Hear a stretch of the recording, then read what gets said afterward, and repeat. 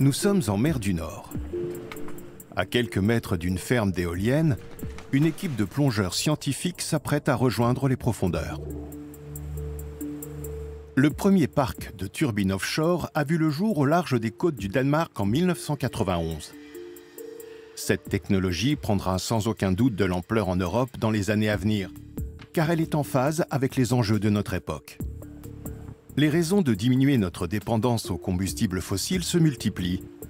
Le changement climatique, mais aussi la guerre menée par la Russie contre l'Ukraine, accélère le déploiement de l'éolien. Mais quels sont les effets de ces installations sur l'écosystème marin? Menacent-elles la biodiversité? Ou au contraire, peuvent-elles être bénéfiques pour la nature?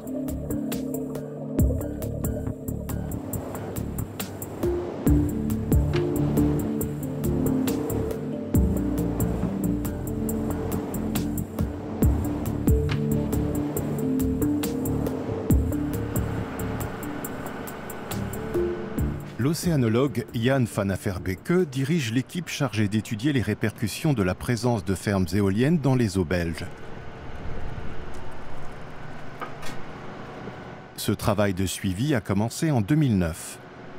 Une fois par an, les chercheurs embarquent sur le Belgica, le navire océanographique de l'Institut royal des sciences naturelles. Leur mission, consigner et analyser l'état de l'environnement aux abords des turbines. Venus des quatre coins du monde, biologistes, zoologistes, physiciens et plongeurs vont passer 10 jours en mer.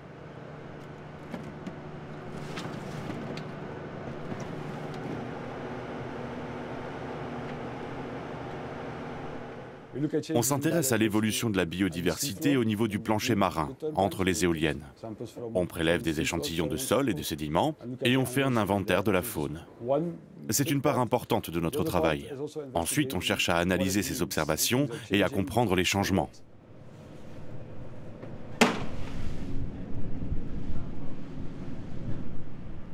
Il est admis depuis longtemps que la présence d'éoliennes a des conséquences non négligeables sur l'environnement. Mais il s'agit maintenant de mieux les cerner, et ce, avant que toute l'Europe ne s'équipe de nouveaux parcs offshore. En effet, chaque année, le nombre de turbines implantées en mer du Nord bat de nouveaux records. Et pour tenir les objectifs adoptés par l'Union européenne, les pays riverains devraient en théorie tripler le rythme de construction actuel. Même la France, traditionnellement attachée au nucléaire, a mis en service son premier parc offshore fin 2022. Et elle compte en créer une cinquantaine de plus durant les 2 prochaines décennies. La Belgique n'est pas en reste. Elle espère au moins doubler sa capacité pour atteindre en 2030 5,8 gigawatts d'énergie éolienne maritime.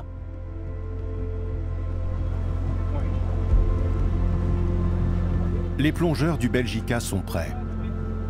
Le prélèvement d'échantillons à proximité des turbines, étape clé de l'expédition, n'est pas sans danger.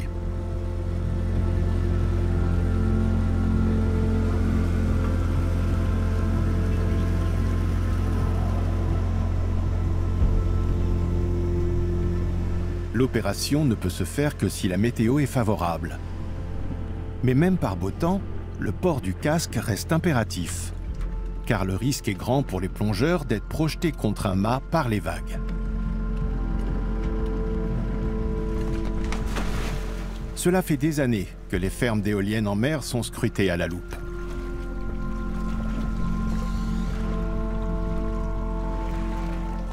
Leur implantation a fait apparaître de nouveaux biotopes, le sable nu cédant la place à des cités sous-marines de pierre, de béton et d'acier. De quoi attirer une faune et une flore différentes.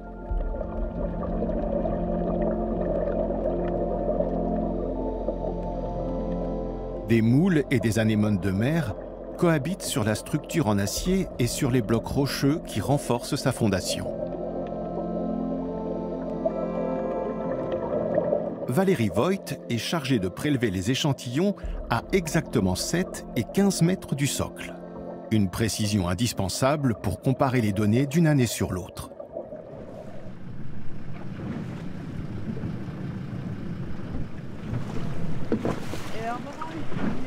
accroché dans la structure.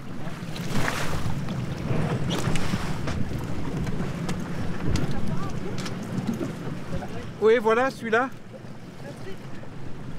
Parce qu'en fait, il recule. Tu recules, on peut encore. Ok. Ça manque un peu de fou dans la pièce. Mais oui. Les chercheurs veulent savoir ce qui se passe lorsqu'un milieu donné se peuple soudainement.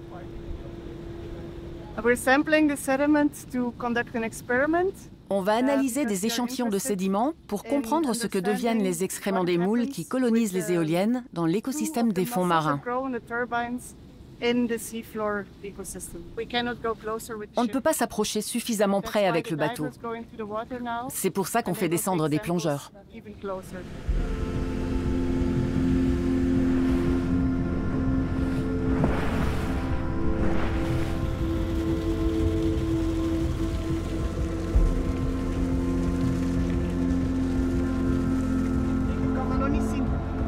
Les déjections de la faune marine ont des effets encore mal connus sur la composition du sol. Ulrike Breckmann va étudier les sédiments dans le laboratoire du Belgica. D'autres prélèvements sont effectués depuis le navire. Ce carottier-boîte permet de remonter des seaux entiers de sable. Avant toute chose, il faut le débarrasser des vers, coquillages et autres étoiles de mer qu'il contient, et les transférer dans des récipients spéciaux. L'équipe va travailler toute l'année sur ces échantillons et déterminer comment a évolué la biodiversité depuis la campagne précédente.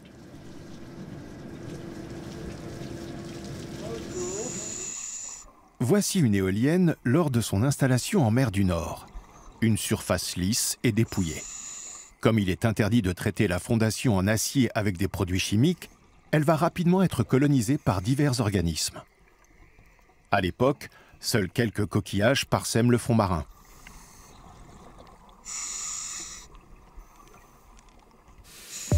Ces images ont été tournées par Alain Noreau, plongeur scientifique et océanographe à l'Institut royal des sciences naturelles de Belgique.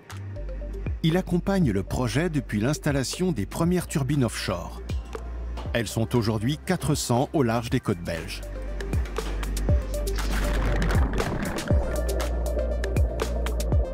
Année après année, il a suivi le développement du nouveau biotope. Entre 2010 et 2013, des oursins, des pétoncles, des balanes, des vers tubicoles ou encore des écorces marines s'installent sur les éoliennes.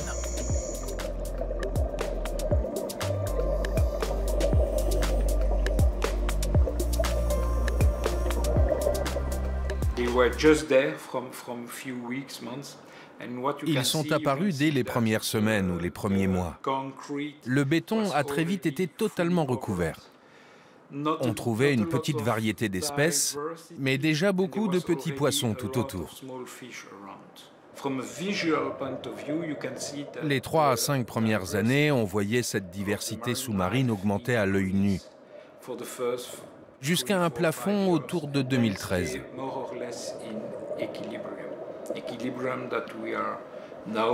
Elle a atteint un équilibre qui a perduré depuis. Et ça fait déjà un moment maintenant. Une dizaine d'années si je compte bien.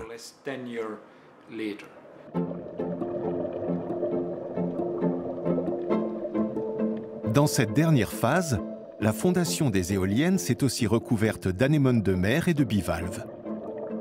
Les roches qui servent à stabiliser le sol attirent également de nombreuses espèces. Des crabes et des homards y trouvent les anfractuosités indispensables à leur survie. Les poissons disposent ici d'une nourriture abondante et leur présence attire en retour des phoques et des otaries.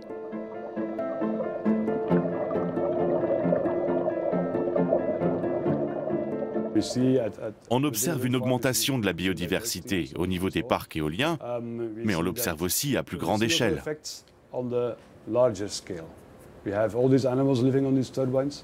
Tous ces animaux qui peuplent les éoliennes filtrent l'eau de mer et déposent une grande quantité de carbone sur le sol.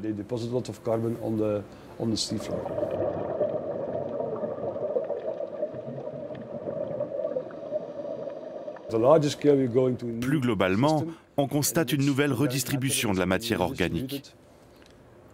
Et on ne sait pas quelles en seront les conséquences. Il faut donc garder un œil sur tout ça. Les déjections de ces petits êtres vivants atterrissent au fond de la mer, où elles sont dégradées par des bactéries. C'est le domaine de recherche d'Ulrike Breckmann. Pour analyser les échantillons remontés par les plongeurs, elle utilise une méthode bien particulière. On veut étudier la composition chimique du sol marin, qui est un milieu sans oxygène. Il faut donc recréer cet environnement et mener nos travaux dans une enceinte d'isolation, où l'air est remplacé par de l'azote.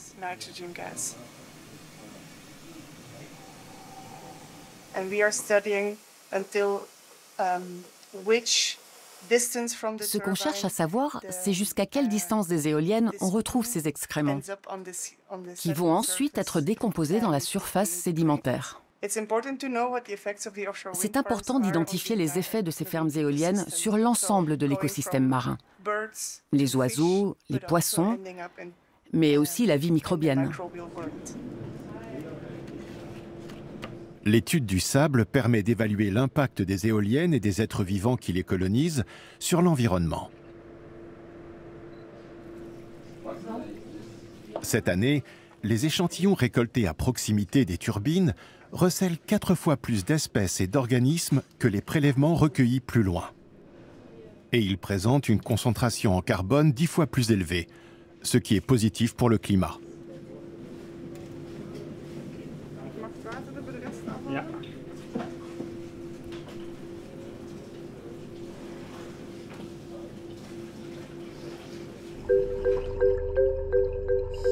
En Allemagne aussi, les répercussions de l'éolien en mer sont suivies de près. D'ici à 2030, le pays compte multiplier pratiquement par 4 ses capacités offshore, pourtant déjà très importantes.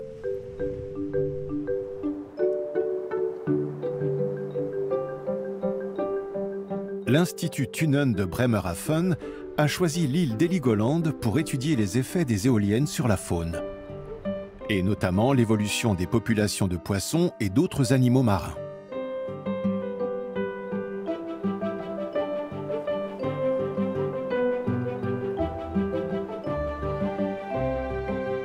Le navire scientifique de l'Institut, le Solea, met le cap sur un parc de 80 turbines à 23 km au nord de l'île.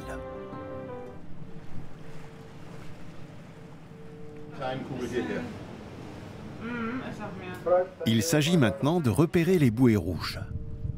Elles signalent la présence de paniers conçus spécialement pour attraper des crabes dormeurs. L'Institut Thunen recense les populations de poissons dans la mer du Nord et la mer Baltique. Il formule ensuite des recommandations concernant les quotas de pêche dans l'optique d'une exploitation raisonnée des ressources marines. Contre toute attente, certains effectifs sont en augmentation, comme ceux du crabe dormeur, communément appelé tourteau. C'est un animal important dans l'écosystème du sol marin. Il présente en plus un intérêt commercial. Il se vend à bon prix sur le marché et les gens aiment en manger, ici à Heligoland et dans de nombreux pays d'Europe. Il y a donc un vrai potentiel pour la pêche commerciale. Elle s'en est d'ailleurs déjà emparée, très concrètement. Des bateaux, qui sont surtout britanniques et irlandais, pêchent le tourteau dans les eaux allemandes. Mais ici, les crustacés sont au service de la science. Une fois mesurés, pesés et recensés, ils se voient attribuer un numéro. 1, 1. Oh, das ist ja Chef hier. Unglaublich. Ja, ist aber entspannt. Das ist ja, der ist schon gesettelt. Ist nicht so aggro drauf. Naja, aber ich muss ja sehen. Ja. Oh Gott, ja, der Kraft hat er. Ja, das glaube ich.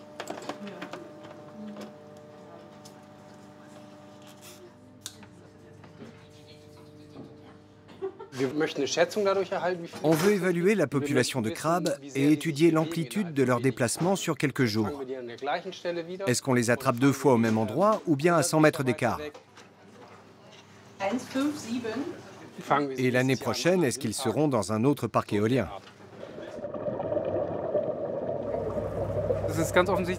À l'évidence, ils sont attirés par l'enrochement et les éoliennes proprement dites. Plus on s'en éloigne, moins ils sont nombreux dans nos paniers.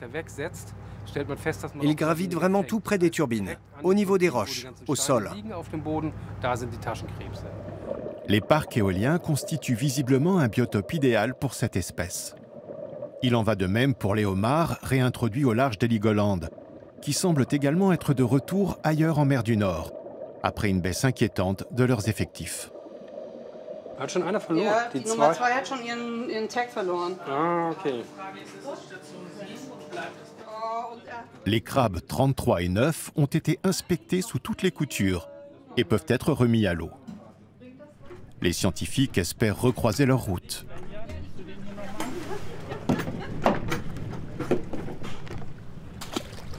Et les poissons, profitent-ils eux aussi de la présence des éoliennes?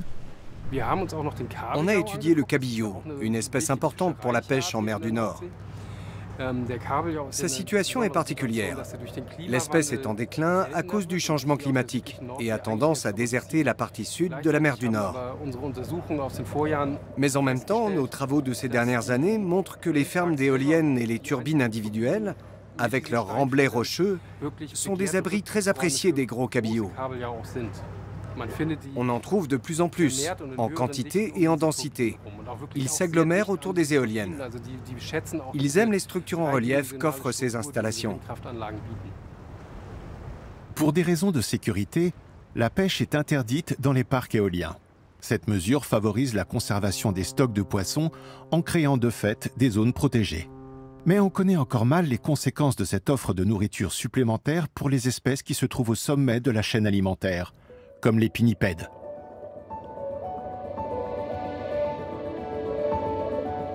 En Écosse, une chercheuse a équipé un phoque d'une puce électronique afin d'enregistrer ses déplacements pour trouver de la nourriture. Le mammifère s'est particulièrement attardé parmi les éoliennes, représentées par des points blancs sur ce graphique.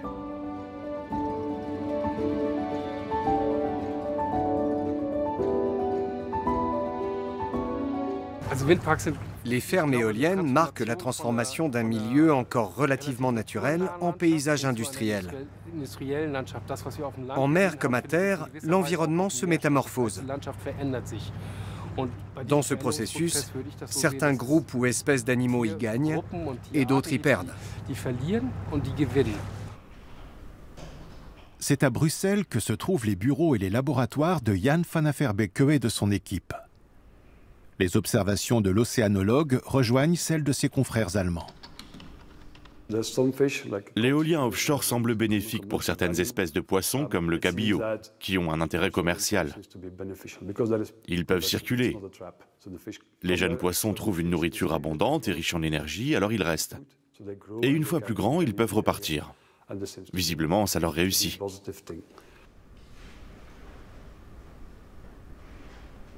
Mais dans d'autres cas, le bilan est plus contrasté.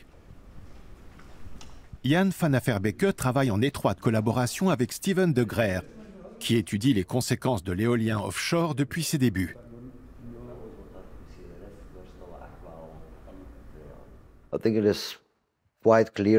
Nos travaux, tout comme ceux des autres institutions, montrent clairement que les mammifères marins sont dérangés, en particulier au moment de la construction des parcs. Même si ce n'est pas systématique, cette étape s'accompagne souvent de niveaux très élevés de pression acoustique. Sous l'eau, c'est une source de perturbation pour les marsouins communs et les dauphins, par exemple.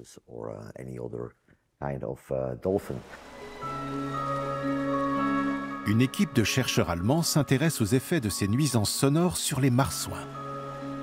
Des cétacés de petite taille, plutôt farouches, munis d'un aileron dorsal peu marqué et donc difficile à repérer. Il en resterait entre 13 et 27 000 spécimens en mer du Nord, un nombre en constante diminution. Si la fourchette est large, c'est notamment parce que le comptage s'effectue depuis les airs. Un travail laborieux et coûteux, réalisée par l'Institut de recherche sur la faune terrestre et aquatique de Büsum, dans le nord de l'Allemagne.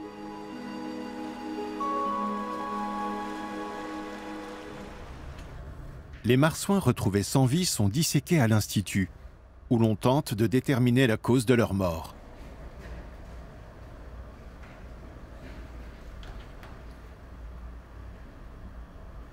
Selon Ursula Siebert, spécialiste de la faune sauvage, les fermes d'éoliennes en mer posent problème avant même d'être déployées.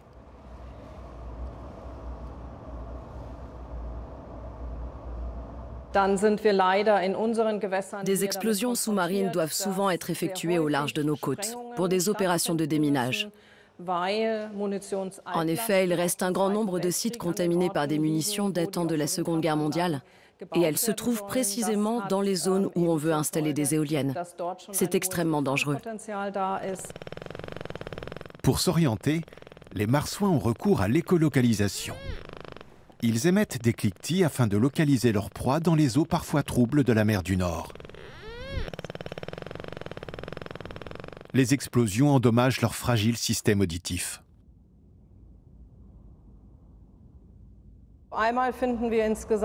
On trouve souvent des hémorragies des organes auditifs à la suite de l'éclatement des vaisseaux sanguins.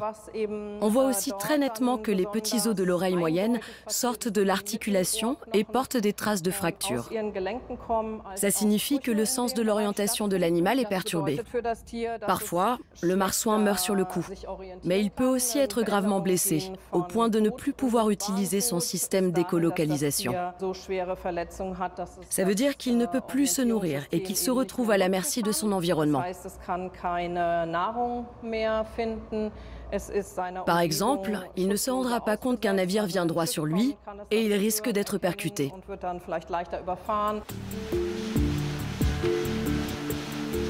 La phase de construction des parcs provoque elle aussi une pollution sonore importante. La plupart des éoliennes offshore reposent sur des fondations dites monopieux. Un long tube d'acier est ancré par battage dans le fond marin à une trentaine de mètres de profondeur. Une prouesse technique réalisée par des navires d'installation spécialisés.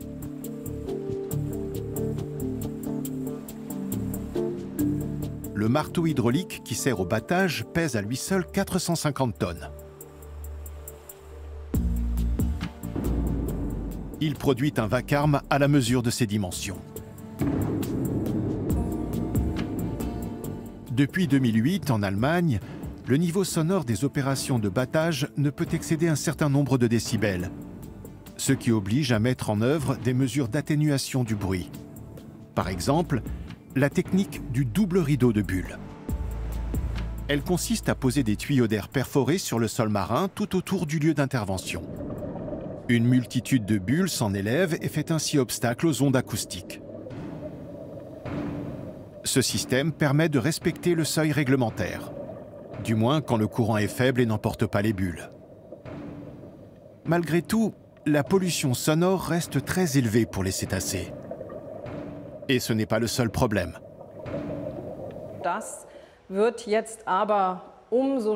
Plus les parcs s'agrandissent, plus c'est compliqué. Parce qu'à force, on peut se demander si le rideau de bulles est capable d'intercepter toutes les nuisances sonores de travaux de battage aussi importants. Il faudra évaluer les impacts, mais ça rend les marsouins encore plus vulnérables. Ursula Siebert constate que les marsouins meurent souvent avant d'atteindre l'âge de se reproduire. L'animal qu'elle dissèque aujourd'hui est une jeune femelle. On sait que leur longévité peut dépasser 20 ans, mais concrètement, ça devient exceptionnel de trouver des marsouins de plus de 10 ans. En Belgique, les autorités ont décidé d'aller plus loin dans les mesures de protection. On a étudié la répartition des marsouins au moment des opérations de battage. Et on a pu montrer qu'ils étaient alors refoulés au loin, à 10 ou 20 km de la zone. Pour y remédier, le battage des pieux lors des travaux de construction des parcs éoliens est désormais interdit entre le 1er janvier et le 30 avril. Ça correspond à la saison d'affluence des marsouins dans les eaux belges. Les petits cétacés risquent cependant d'être ballottés d'un chantier à un autre, compte tenu des très nombreux projets en cours de réalisation. Et le battage des pieux n'est pas la seule source de nuisances sonores.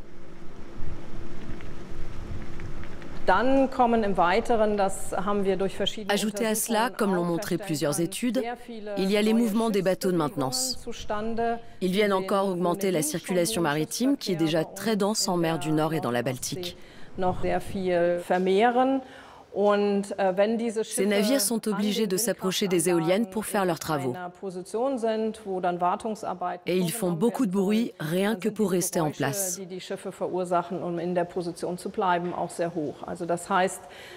Tous ces effets s'accumulent et créent de nouvelles nuisances pour la faune.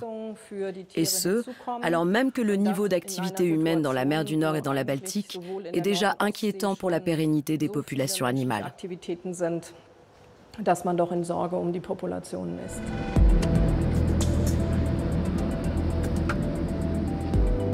À bord du Belgica, les chercheurs veulent justement mesurer le bruit généré par un parc d'éoliennes en exploitation. C'est le domaine de recherche d'Alain Noreau, qui est aussi spécialiste des émissions sonores d'origine humaine en milieu sous-marin.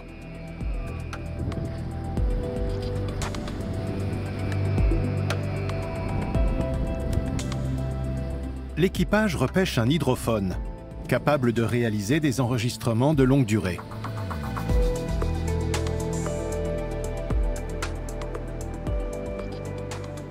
Le micro est là. L'enregistreur et les batteries. Il marche encore? C'est toute la question. C'est difficile à voir, parce qu'il devrait y avoir un voyant lumineux là, mais l'appareil est entièrement recouvert. A priori, il devrait fonctionner. On le saura bientôt. L'hydrophone finit par livrer son contenu.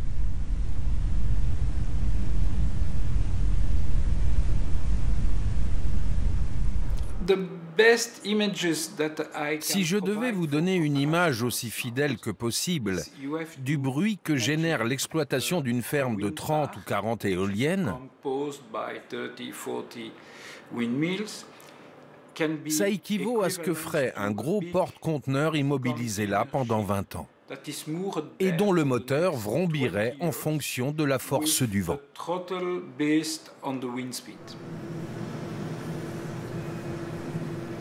Car plus le vent souffle, plus le niveau sonore est élevé.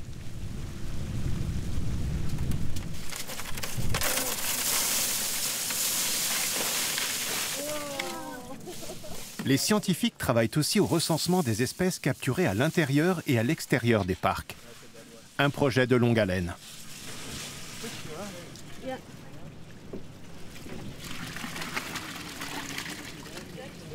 Ils ont noté la présence croissante d'une faune et d'une flore exogènes, en plus des spécimens locaux. Les éoliennes font souvent office de porte d'entrée pour de nouveaux animaux et végétaux en mer du Nord, sans conséquences écologiques majeures pour l'instant.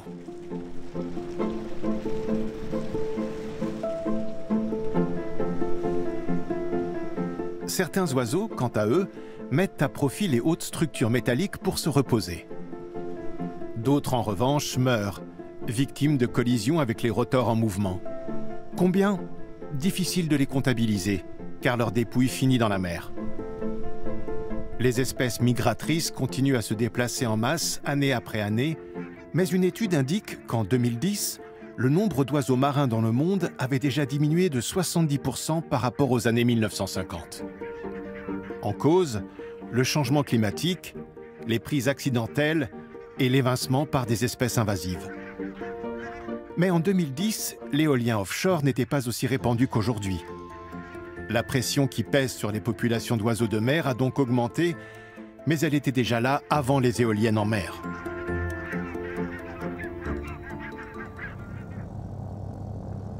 Le Danemark prévoit de multiplier par 5 son parc d'éoliennes offshore d'ici à 2030.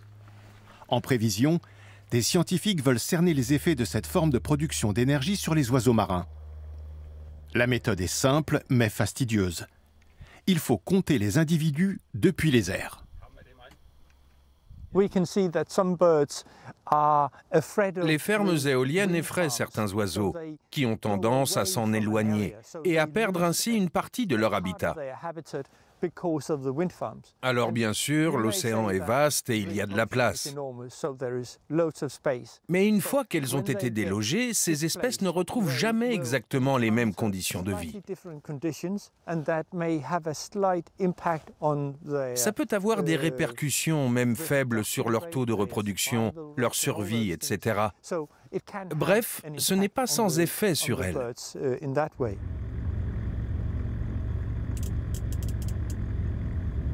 En étudiant le comportement des oiseaux marins, les chercheurs espèrent identifier les zones où l'implantation d'éoliennes représente une réelle nuisance et doit donc être évitée.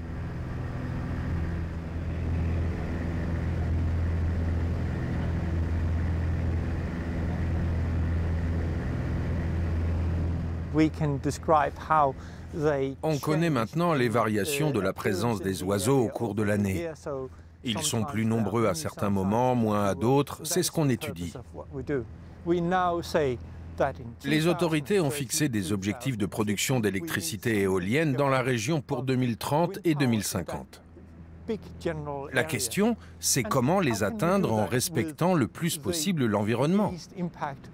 Nos recherches vont permettre de prendre des décisions éclairées pour choisir l'emplacement des futures fermes d'éoliennes. Les études montrent que les oiseaux ne sont pas tous égaux face au danger.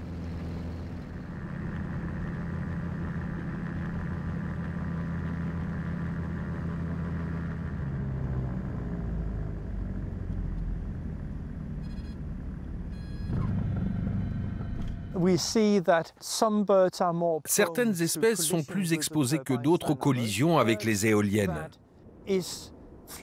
Parfois, les oiseaux qui volent à une altitude à risque, comme on dit, se concentrent sur le poisson qu'ils ont repéré en bas dans l'eau et ne se préoccupent pas des obstacles sur leur chemin.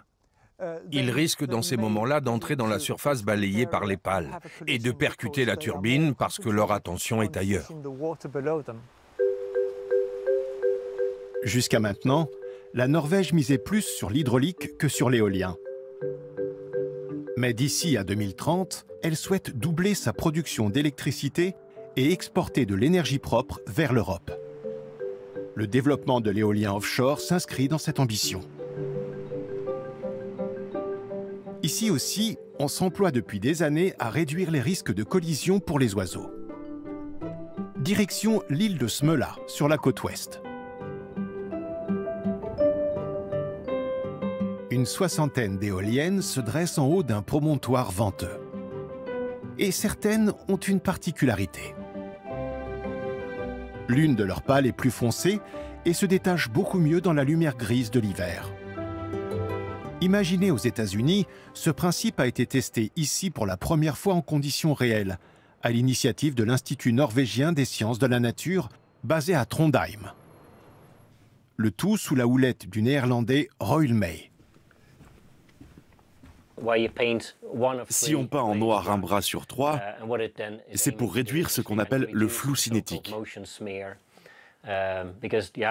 Ces pales tournent à une vitesse très élevée, surtout aux extrémités, de l'ordre de 250 km/h. Elles sont donc floues, et l'œil ne peut pas les distinguer. Mais si l'une des trois pales est d'une couleur différente, alors elle devient plus visible pour les oiseaux. C'est comme un panneau danger. Ils sont incités à s'écarter avant le choc et ça réduit le risque. L'expérience a été initiée en vue de sauvegarder une colonie de pigargues qui niche sur l'île.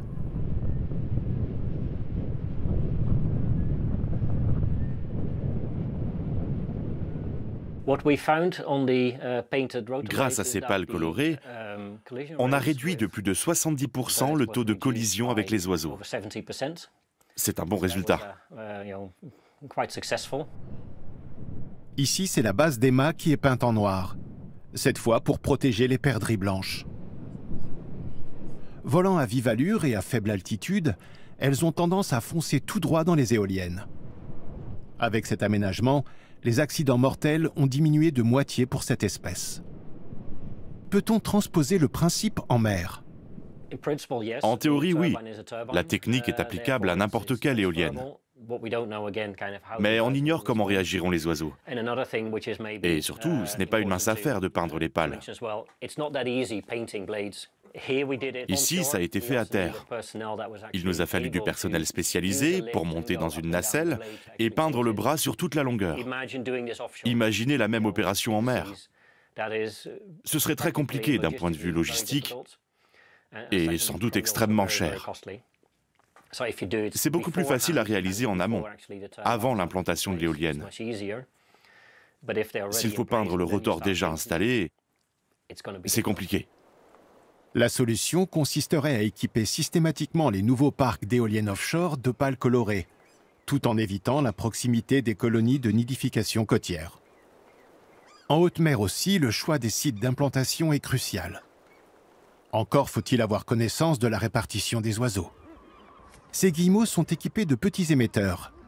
Grâce à ce suivi, on sait désormais que leur territoire s'étend à toute la mer du Nord. En Norvège, le comptage des oiseaux migrateurs se fait avec l'aide de stations radars. Il s'agit de savoir précisément à quel moment ils mettent le cap vers le sud. Là, c'est la journée du 18 septembre 2022, entre 20 et 21 heures. On voit qu'un grand nombre d'oiseaux arrivent dans la zone.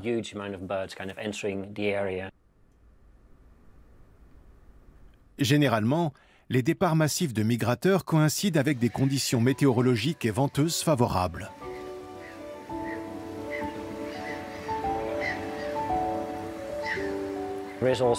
Il faut davantage mettre l'accent sur la coopération transfrontalière. La mer du Nord, ce n'est pas seulement la côte norvégienne. C'est aussi l'Allemagne, les Pays-Bas, la Belgique, le Royaume-Uni. Si on veut faire quelque chose en mer du Nord, il faut travailler en collaboration. L'écosystème se moque des frontières nationales. Les oiseaux partis de Norvège passent ensuite par la Belgique, où les attendent Robin Brabant et son collègue.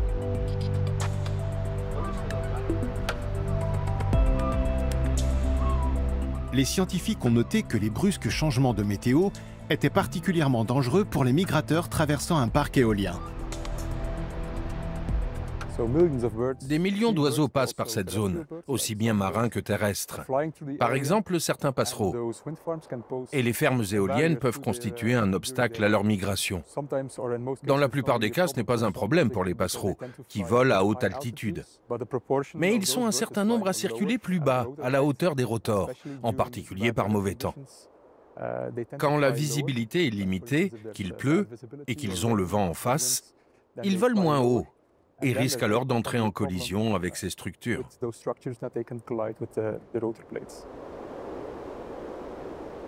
L'équipe belge utilise elle aussi des stations radars pour suivre les dates de migration des oiseaux et évaluer leur nombre. Mais seul le comportement de vol permet de différencier les espèces. Voici un extrait de l'enregistrement de la nuit dernière. On voit l'emplacement du radar et des éoliennes. Le système prend une image toutes les 2 secondes, ce qui permet de voir la rotation des pales. Les points verts correspondent aux oiseaux, qui sont détectés et filtrés par l'algorithme du système radar. Comme vous le voyez, les éoliennes font près de 200 mètres de haut, et on a des oiseaux qui volent à 1 kilomètre d'altitude, ou en tout cas à plusieurs centaines de mètres.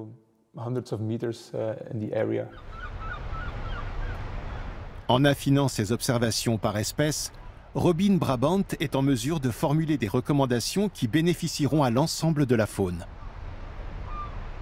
On note des différences évidentes en fonction des espèces d'oiseaux marins qui fréquentent la région. Certains hivernent le long de nos côtes, d'autres viennent s'y reproduire et chercher de la nourriture.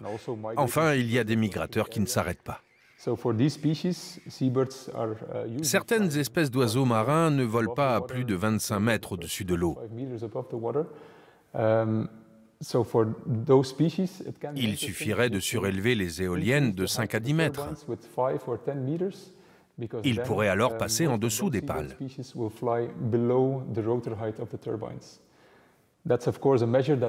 Cette mesure ne serait d'aucune utilité pour les passereaux qui passent ici par nuée. Dans leur cas, il faut changer d'approche.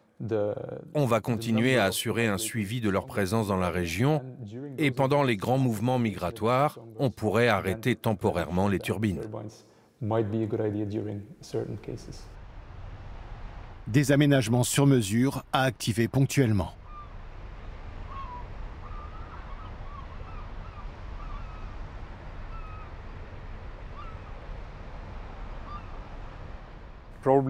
Il n'y a sans doute que quelques nuits par an où le risque de collision serait tellement élevé qu'il faudrait stopper les éoliennes. Les oiseaux ont tendance à voler plus haut par beau temps. Grâce aux prévisions, on peut anticiper une éventuelle dégradation de la situation météo au moment où ils vont survoler la mer. C'est là que le danger de collision est à son maximum et qu'il deviendrait nécessaire d'éteindre les turbines. Mais ça devrait se limiter à une poignée de nuits dans l'année.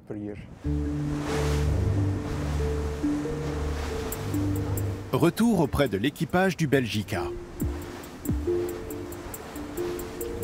Cette bouée jaune signale l'emplacement d'une installation prototype visant à produire de l'énergie solaire. Elle est prolongée par divers composants au fond de la mer. Les plongeurs veulent savoir si ces éléments sont colonisés par la faune et la flore, comme la fondation des éoliennes. À première vue, c'est le cas. À l'avenir, l'objectif est de déployer des installations solaires flottantes au sein même des parcs éoliens. Je suis confiant. C'est un prototype. Il y a des travaux en cours en Belgique, aux Pays-Bas et en Allemagne qui semblent plutôt prometteurs. Les panneaux solaires pourraient utiliser les mêmes câbles électriques que les éoliennes. Si je comprends bien, ça permettrait de doubler la production annuelle d'énergie renouvelable.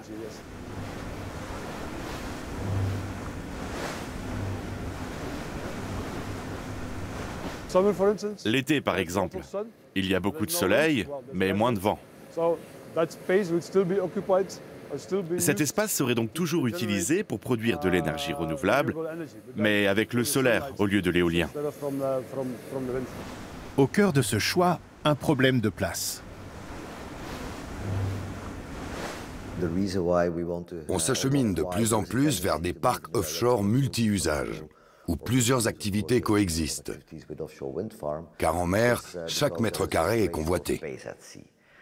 En Belgique, si on attribuait un emplacement spécifique à chaque type de production, il nous faudrait une superficie 4 fois plus grande que celle que nous avons. Il faut donc optimiser l'espace. C'est aussi simple que ça.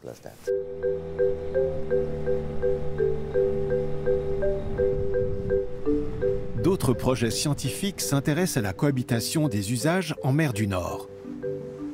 Par exemple, dans l'optique d'une réintroduction des huîtres. C'est à Ostende que se trouve la dernière ferme ostréicole commerciale de Belgique.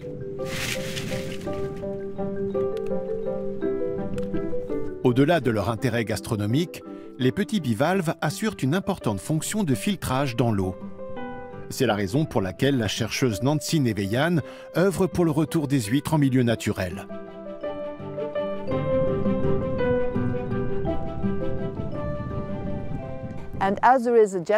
En Europe, on assiste à un effort généralisé pour réintroduire l'huître plate qui a quasiment disparu au siècle dernier. En Belgique, la restauration des bancs d'huîtres est à l'ordre du jour sur leur substrat traditionnel, c'est-à-dire les lits de gravier, comme ceux qu'on trouvera dans le futur parc éolien Princesse Elisabeth. Les récifs d'huîtres plates occupaient autrefois une vaste surface de 21 000 km² en mer du Nord, de la Belgique au Danemark. Nancy Neveyan et ses collègues commencent modestement avec des cages spéciales immergées dans l'eau. Celles-ci contiennent de jeunes huîtres mises au contact de différents types de pierres. Il s'agit de déterminer le substrat qu'elles vont privilégier et peut-être de faire un pas de plus vers leur réintroduction.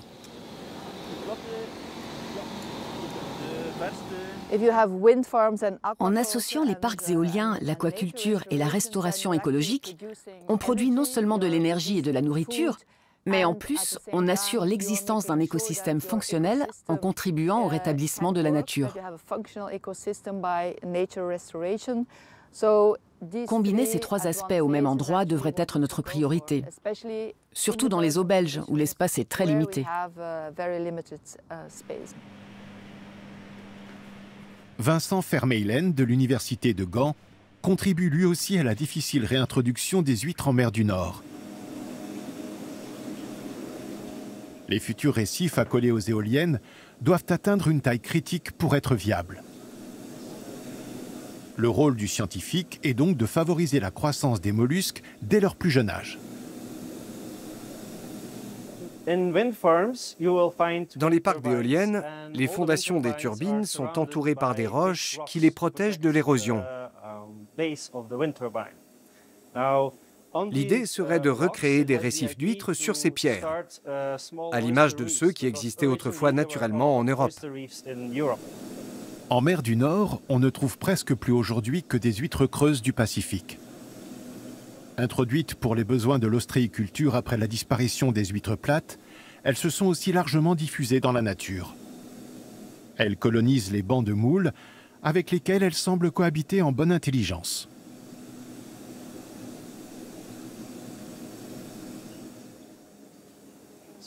Ça, c'est une huître plate européenne. Et ça, une huître creuse du Pacifique.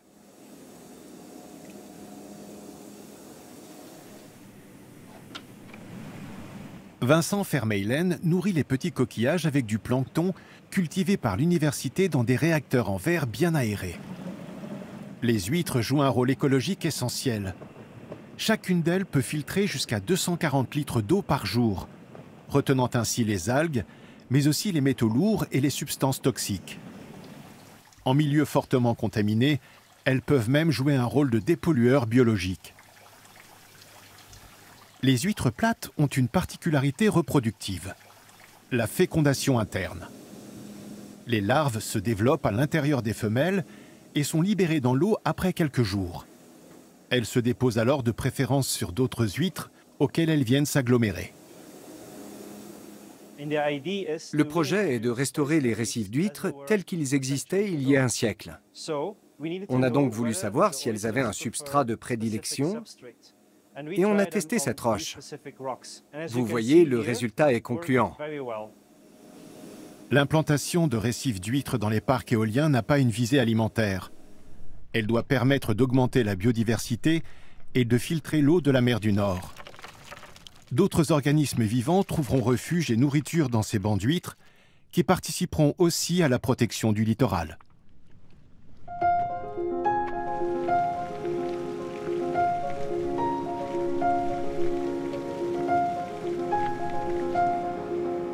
Le développement de l'éolien offshore a un coût.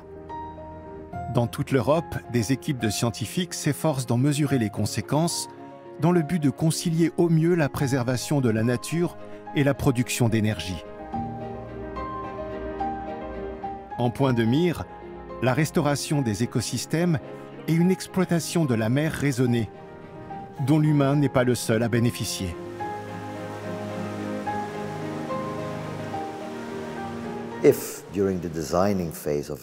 Si les aspects environnementaux sont pris en compte à leur juste mesure, dès la planification des parcs éoliens en mer, les impacts négatifs pourront effectivement être soit neutralisés, soit au moins ramenés à un niveau acceptable.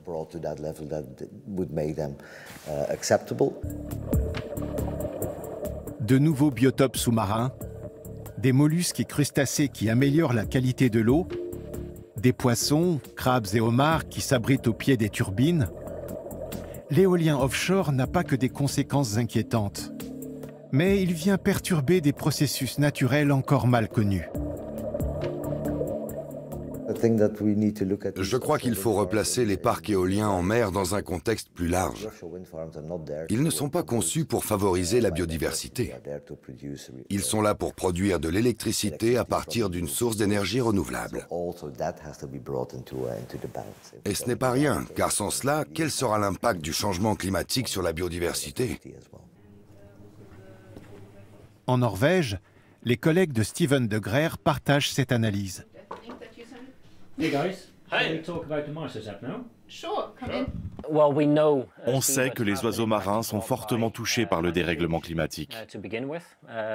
Leurs populations ont considérablement diminué au cours des dernières décennies. Un nouveau programme de recherche norvégien s'intéresse à l'ensemble des menaces qui pèsent sur la faune aviaire. Il devrait permettre d'anticiper les effets de l'implantation de nouveaux parcs éoliens sur les colonies d'oiseaux, et ce dans toute la mer du Nord. Les activités humaines ont des répercussions sur les oiseaux. Le secteur de la pêche n'est pas le seul responsable. La circulation maritime joue aussi un rôle. Et maintenant, il faut ajouter les éoliennes offshore. On ne peut pas mettre toute la faute sur une activité et dire que les autres sont OK. Tout s'additionne et doit être pris en compte, car en définitive, c'est ce cumul qui va nuire à une espèce. Élément de la transition énergétique, l'éolien offshore contribue sur le long terme à réduire les conséquences négatives du changement climatique, y compris sur la faune et la flore marine. Les parcs de turbines offrent ainsi à certaines espèces un refuge bienvenu. Mais la communauté scientifique s'accorde à dire qu'avant d'installer de nouvelles fermes d'éoliennes en pleine mer, il est impératif de prendre en compte tous les paramètres de la nature.